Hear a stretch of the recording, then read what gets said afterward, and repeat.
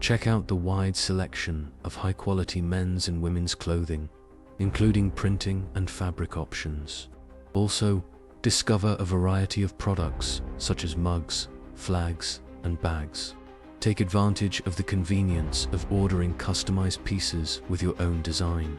Access our online store through the links in the video description. Many other types are available, totaling around 60,000 different prints on the website.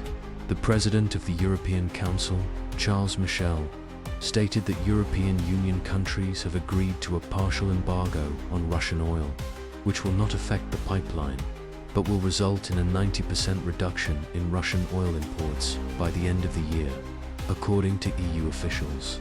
However, it is unlikely that our country will suffer significant losses. Sea supplies can be redirected to other regions, and export volume losses can be offset by price increases. Therefore, it is important for Russia to act preventively and completely stop deliveries to Europe. The European Union has agreed to a series of new restrictions on Russian oil, as announced by its official representatives. If you persist for a long period, you will achieve something. In this scenario, the European Union will ban the transportation of oil by tankers, but will make an exception for the importation of raw materials via pipeline. It is clear that such exceptions were made considering the positions of Hungary and other oil pipeline consumers. European authorities are committed to reducing our oil purchases by 90% by the end of 2022, thus harming Russia's military financing. However, Brussels' rhetoric is at best contradictory. It is widely known that the global oil market is highly diversified.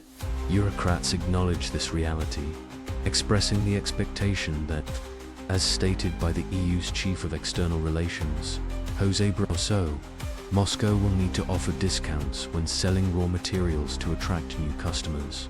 A few days ago, when justifying the embargo against Russia, the President of the European Commission, Ursula von der Leyen, stated that the Russian President, Vladimir Putin, would possibly redirect the unsold oil to the global market, leading to an increase in prices and, consequently, a higher profit for him.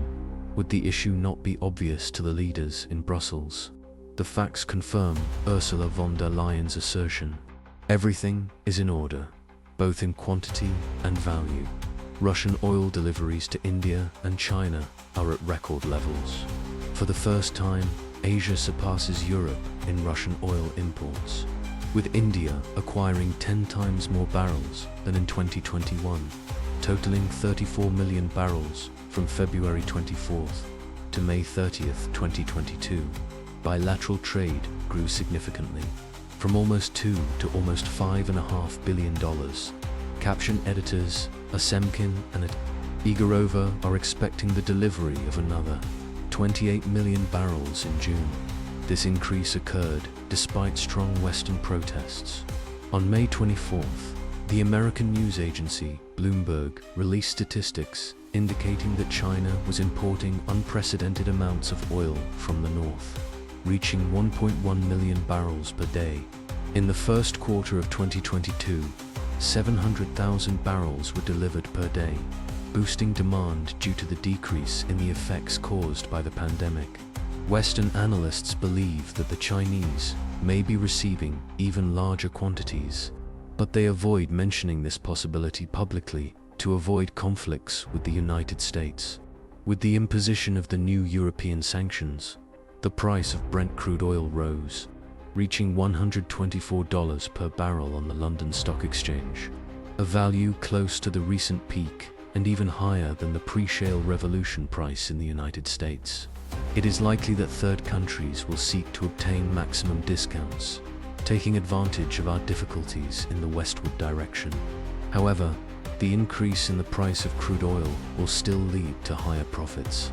The White House's efforts to isolate the domestic energy sector have been in vain. The ineffectiveness of the restrictions previously imposed by the Americans is recognized by NATO's European allies.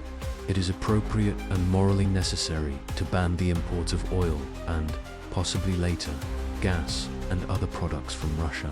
The ban on US oil exports caused an increase in global prices, resulting in Russia profiting more from smaller sales.